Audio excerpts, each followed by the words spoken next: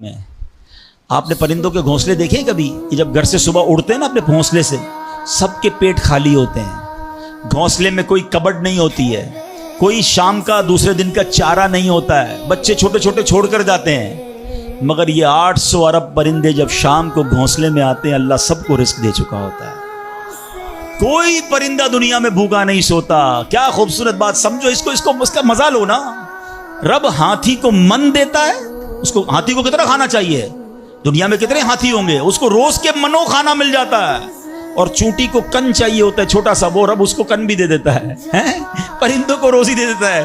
اور جو اشرف المخلوقات ہیں وہ ٹینشن کھا رہے ہیں، وہ کبھی بلڈ پریشر کی گولی تو کبھی شوگر کی گولی، کبھی ڈاکٹر کے پاس، ٹینشن بہت ہے ڈاکٹر صاحب 2 سال بعد کیا ہوگا، مارکیٹ ڈاؤن۔ ارے بھائی تب سب چیزوں کا وعدہ ہے، اور تم اس ٹینشن میں رہ گئے۔